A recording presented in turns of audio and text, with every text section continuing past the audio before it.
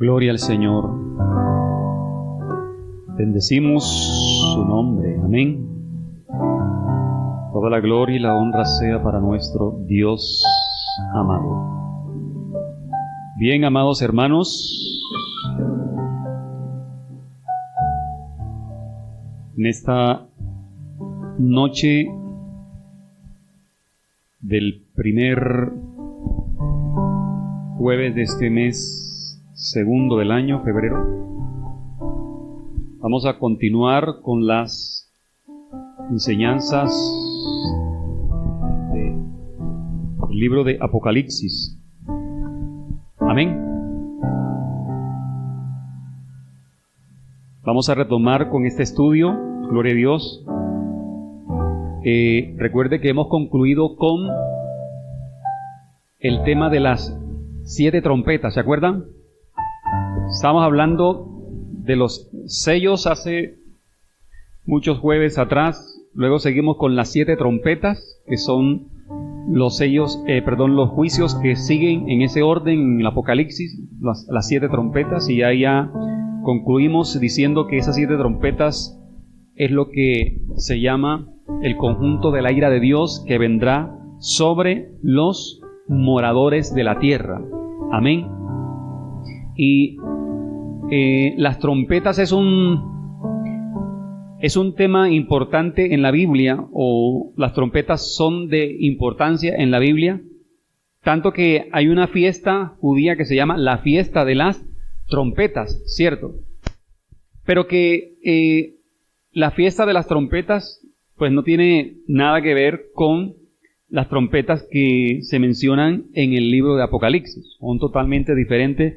Sin embargo, podemos decir que el sonido de las trompetas en la Biblia pues representa, por un lado, el anuncio de la venida del Señor. Eso representa el sonido de la trompeta. Ahí en 1 Corintios capítulo 15, versículo 52, el apóstol Pablo, hablando referente a la venida del Señor, él ahí dice, 1 Corintios 15, 52, en un momento, en un abrir y cerrar de ojos, ¿qué pasará? A la final trompeta, ¿cierto? Porque se tocará la trompeta, dice el apóstol Pablo también. Y él también lo cita en 1 de Tesalonicenses 4:16, ¿cierto? Dice que el mismo Dios con voz de arcángel, con voz de mando y con trompeta de Dios descenderá del cielo. Amén. Y los muertos en Cristo resucitarán primero. Entonces allá habla de ese sonido de trompeta que va a escuchar ¿Quién va a escuchar el sonido de trompeta? Amén. Nosotros, la iglesia. Gloria a Dios. Bien, ahora entonces, dentro de ese orden de estos juicios, pues sigue el juicio de las 7 copas, que también se llaman las 7 copas de la ira. Pero antes del juicio de las 7 copas de la ira, hay una serie de sucesos. Recuerde que terminamos hablando de la 7ª trompeta en el capítulo 11. La parte final del capítulo 11 habla ya de la 7ª trompeta. Y en el capítulo 12, ahí arranca el orden de los eventos, pero no inicia inmediatamente con las 7 copas. No empieza ahí, ¿cierto? Entonces, ahí a partir del capítulo 12, capítulo 13, capítulo 14, hay una serie de eventos que se enseñan ahí y que pues esos capítulos, capítulo 12, 13 y 14 están enlazados en una sola profecía. Y los capítulos siguientes, entonces es que están hablando ya de las 7 copas de la ira, del 15 en adelante, están hablando, pero quiero que nosotros podamos seguir este orden de estos capítulos de Apocalipsis para no saltarnos los eventos que suceden en estos capítulos de los 12, 13 y 14, y así seguimos el orden del libro de Apocalipsis. Amén. Hasta que nos sepamos todo Apocalipsis. Amén. Ya no sabemos bastante, ¿cierto? Bueno, vamos a seguir. Estamos en el corazón de Apocalipsis, como dicen algunos, en el capítulo 12. Aquí llegamos a lo que algunos señalan el corazón del Apocalipsis, donde se va a presentar, a partir de este capítulo, se presenta una batalla, se presencia un choque entre las fuerzas celestiales, las fuerzas humanas también, porque va a actuar el hombre impío, y las fuerzas infernales. Esas tres fuerzas vamos a ver ahí. Pero bien, vamos a ubicarnos entonces en el capítulo 12 del libro de Apocalipsis. Vamos a leer los versículos 1 al 5, capítulo 12 del libro de Apocalipsis, para empezar.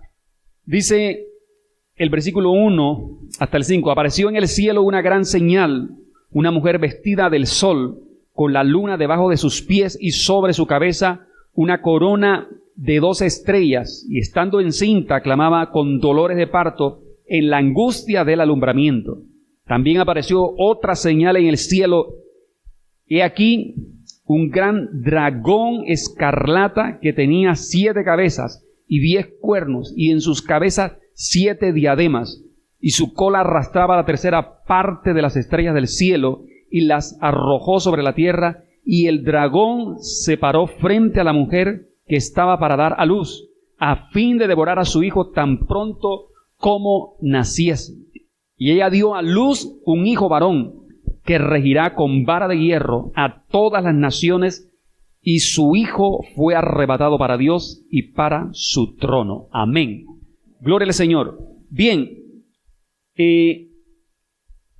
dentro de estos sucesos del capítulo 12, empezando aquí, empieza hablando sobre la mujer vestida de sol. Dice el texto, apareció en el cielo una gran señal, una mujer vestida del sol.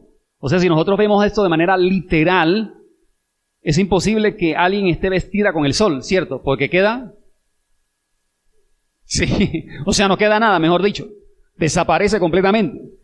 Sí, pero si lo vemos desde el punto de vista sobrenatural, entonces sí puede ser, ¿cierto?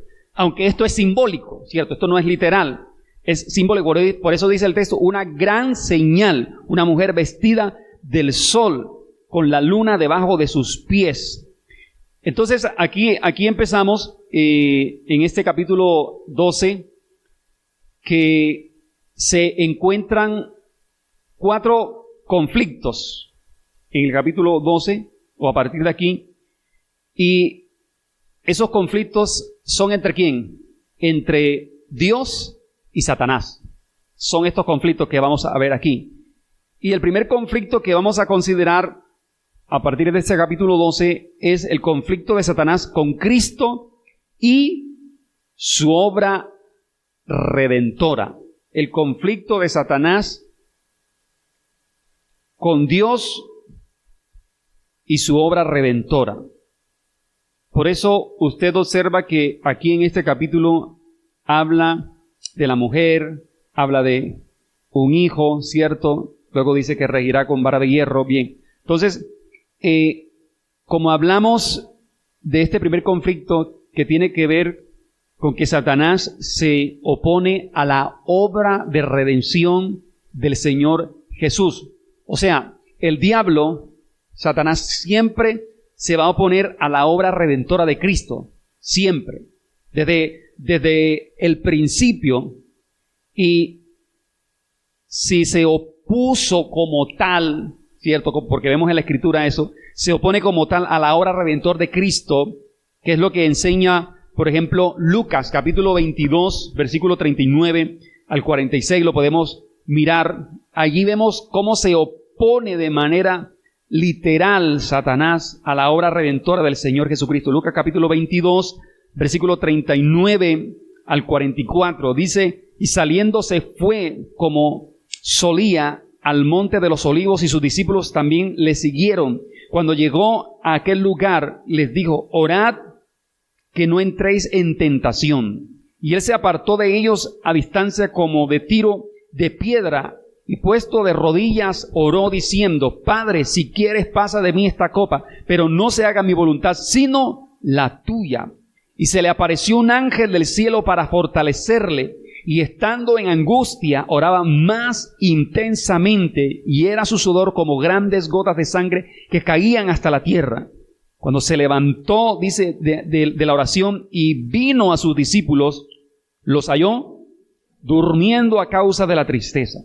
Y les dijo: ¿por qué dormís? Levantaos, orad para que no entréis en tentación. Qué tremendo, ¿cierto? O sea, aquí es la escena del huerto de Getsemaní, donde el diablo está tratando de impedir que el Señor Jesús haga su obra de redención. Esa es la obra de Satanás, impedir la obra de redención. Por eso el versículo 44 lo dice claramente, dice, y estando en agonía, oraba, dice, más intensamente, con mucha intensidad. Recuerde que la palabra agonía aquí es interesante en ese texto. Ahora, como aquí vemos como un combate entre el Señor Jesucristo y el enemigo, y es lo que estábamos diciendo, o sea que el diablo siempre se va a oponer para que el hombre sea salvo. El enemigo siempre se va a oponer para que su familia sea salva. O sea, siempre el diablo va a tratar de dañar que la obra de redención llegue a la familia. Y por eso entonces es una batalla, ¿cierto? Por eso oramos, por eso ayunamos, por eso intercedemos para que sean salvos, porque eso es una batalla espiritual y el diablo no quiere eso. Entonces por eso aquí nos enseña en ese texto de Lucas a pelear. O sea, ¿qué le dijo Jesús a los discípulos en el versículo 46? Le dice: ¿por qué dormís? Dice: levantaos, orad para que no entréis en tentación. Entonces, ¿era hora de dormir? No era hora de dormir, era una batalla. O sea, era hora de levantarse, ¿cierto? Como obviamente en este tiempo también no es hora de dormir, es hora de batallar, es hora de pelear, de lograr la redención. ¿De quién? De nuestra familia. Amén. Es hora de pelear por esas familias. Entonces, ¿cómo logró el Señor Jesús la redención de la humanidad? Según ese texto. ¿Cómo lo logró? Orando, o sea, peleando, ¿cierto? Batallando, luchando, dispuesto a cumplir la misión. Por eso dice el versículo 42, Padre, si quieres pasa de mí esta copa, pero no se haga mi voluntad, sino la tuya. Entonces está hablando de una entrega total para que el mundo recibiera la redención a través de su muerte en la cruz del Calvario. Entonces ahí vemos a Jesús peleando, batallando, y ese es lo que corresponde a nosotros, ¿cierto? O sea, pelear, batallar, luchar, no menguar, no dejarnos llevar por lo que acontece, porque aquí dice que los discípulos se durmieron porque estaban, ¿qué? O sea, se dejaron tomar por la emoción de la tristeza, los sometió y dejaron de orar. Y a veces el diablo hace eso con nosotros, ¿cierto? Pero ahí es donde nosotros debemos de coger el ejemplo del Señor Jesús, que se levantó. Por eso le dice, no duerman más, levántense. Amén. Vamos a pelear por esa bendición. Y el Señor lo hizo. Ahora, ¿cómo nosotros logramos la redención, la salvación de la familia? Batallando, ¿cierto? Peleando, confrontando al enemigo, guerreando.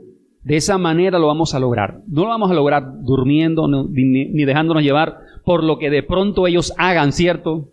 O las cosas que nos digan. No, sino es porque sabemos que es espiritual y no vamos contra las personas, sino contra lo que está actuando en ellos. Amén.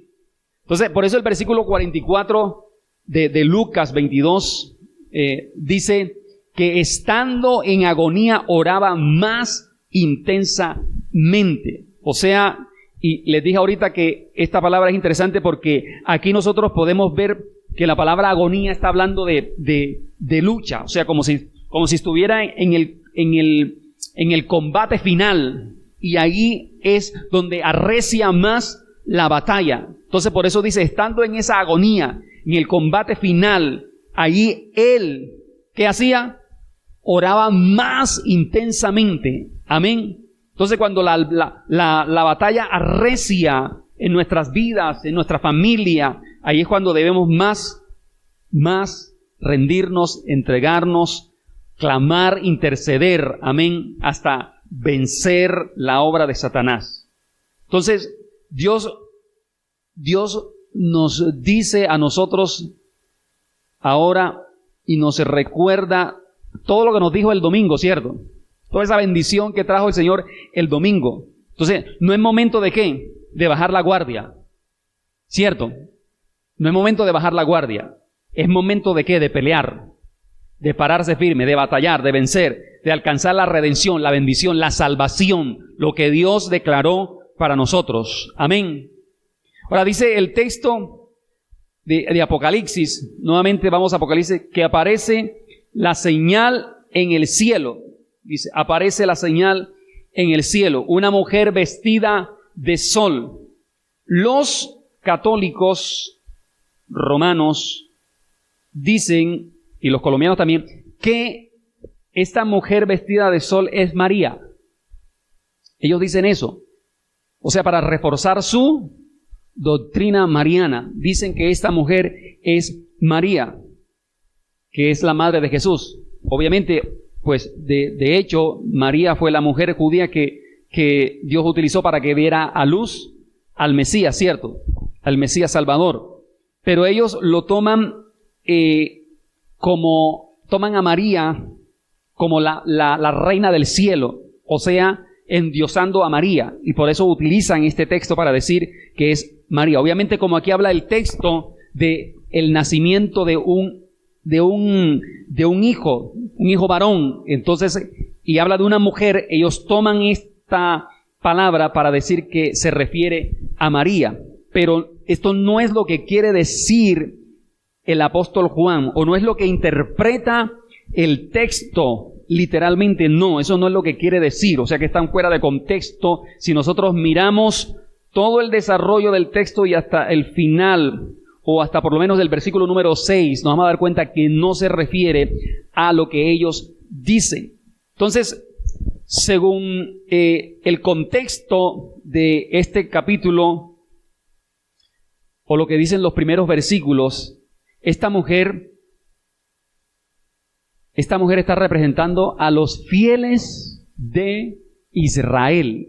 La mujer vestida de sol representa a los fieles de Israel.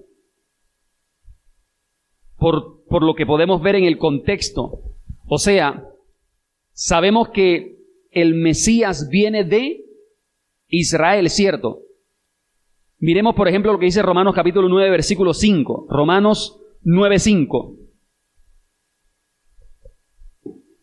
¿Qué dice Romanos 9:5? Dice, de quienes son los patriarcas y de los cuales según la carne vino Cristo, el cual es Dios sobre todas las cosas, bendito por los siglos. Amén. Dice, de quienes son los patriarcas y de los cuales según la carne vino Cristo, o sea, vino de Israel. Ahora, el texto de Apocalipsis habla de el sol y la luna, ¿cierto? Hace referencia, el sol y la luna hace referencia precisamente a los patriarcas. Y como habla de 12 estrellas, entonces esas 12 estrellas, ¿a quién se refiere? Se refiere a las 12 tribus de Israel.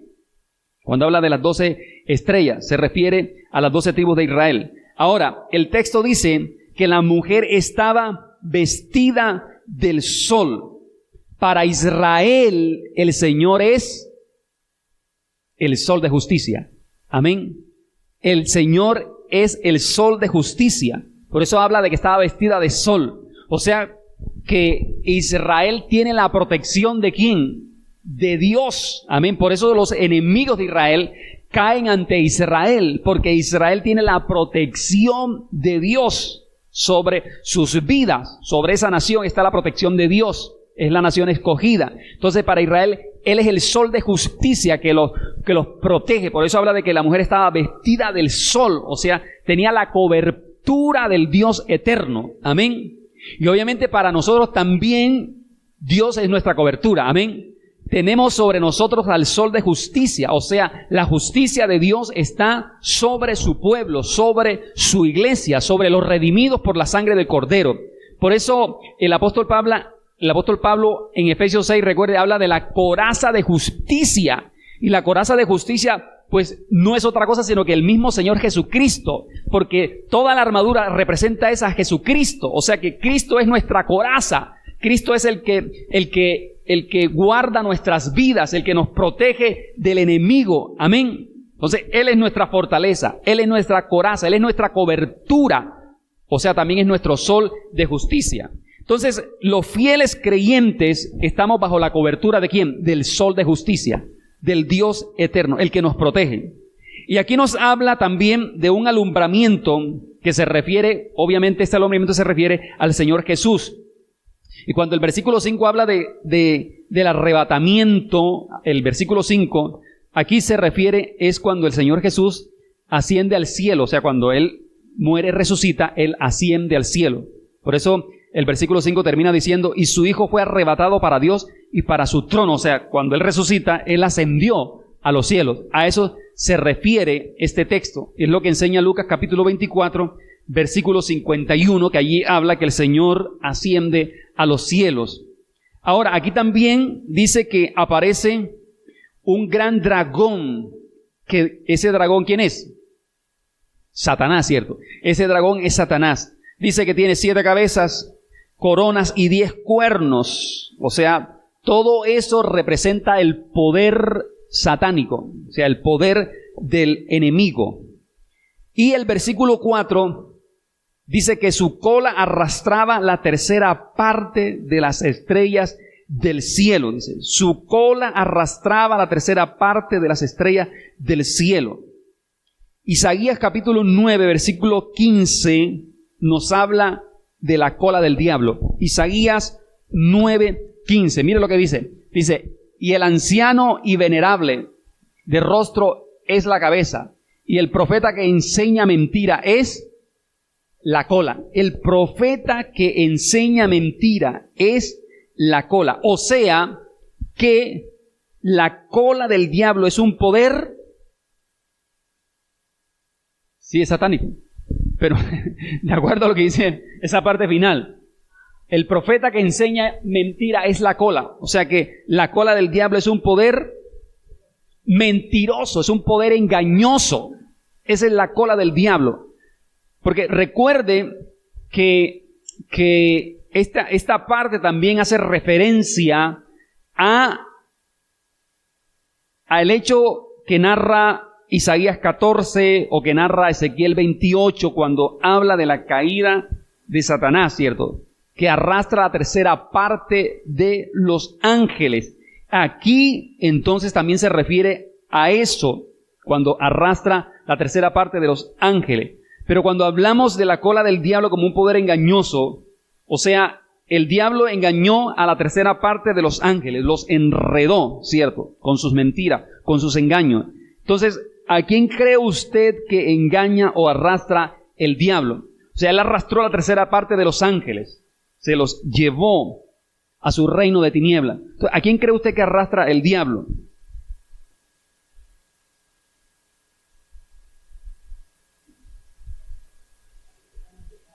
A los que están en pecado, a todos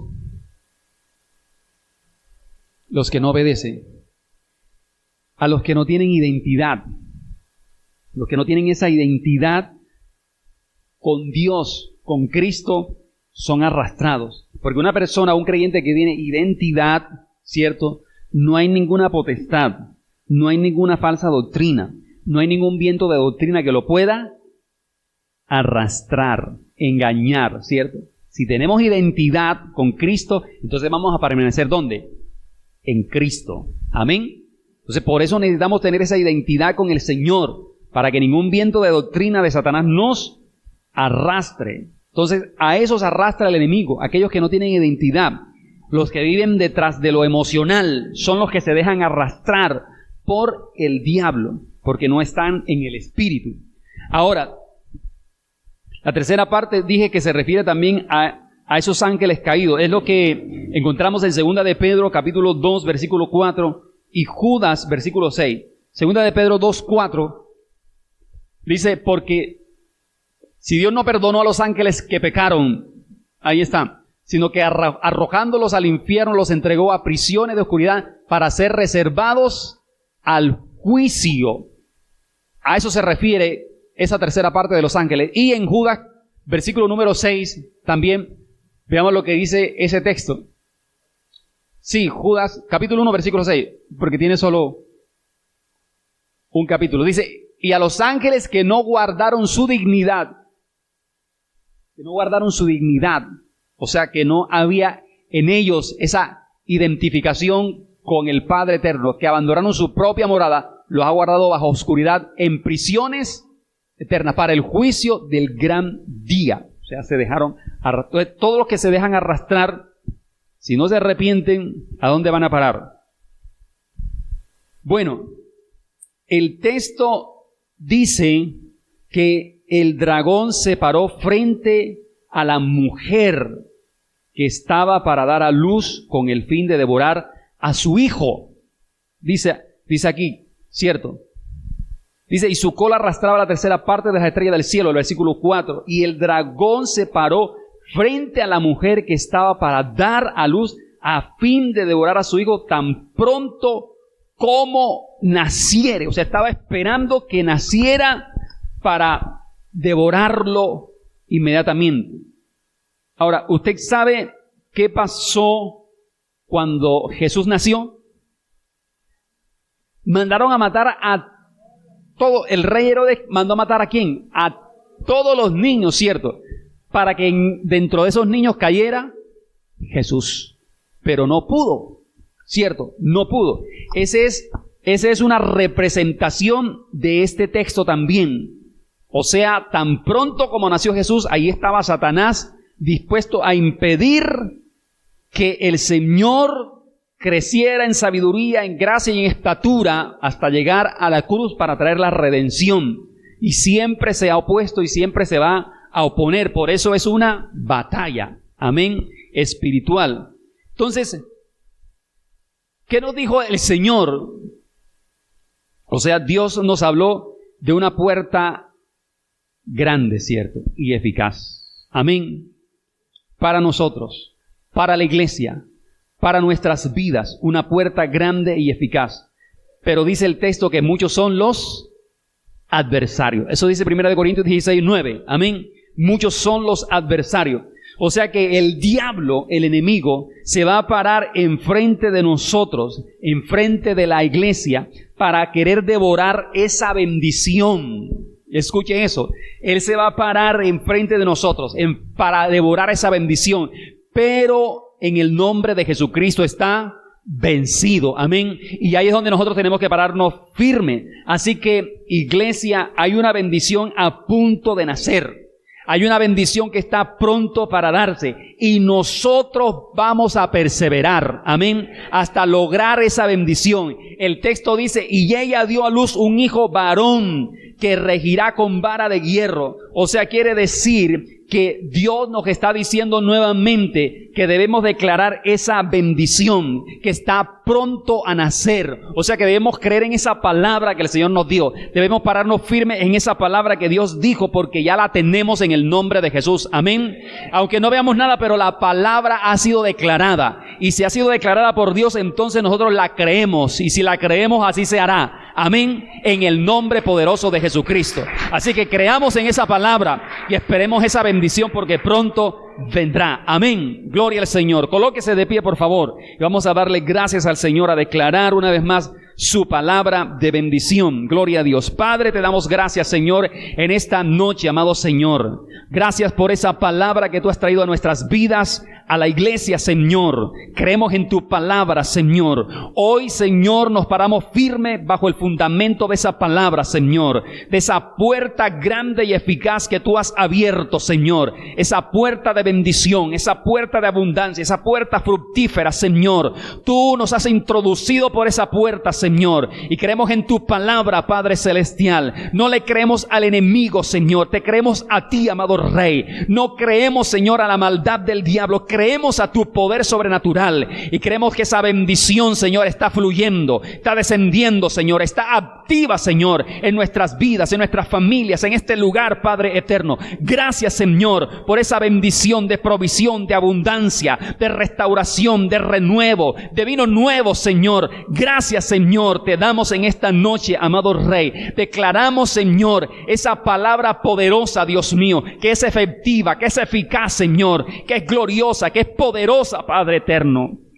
En el nombre de Jesús, te damos gracias, Señor, por esa bendición recibida, amado Rey.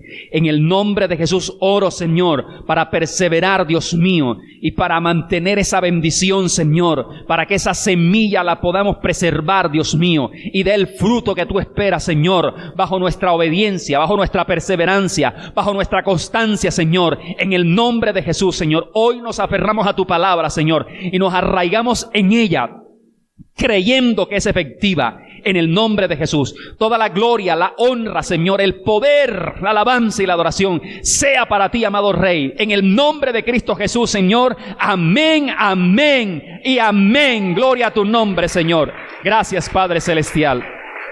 Amén. Dios le bendiga, amados hermanos.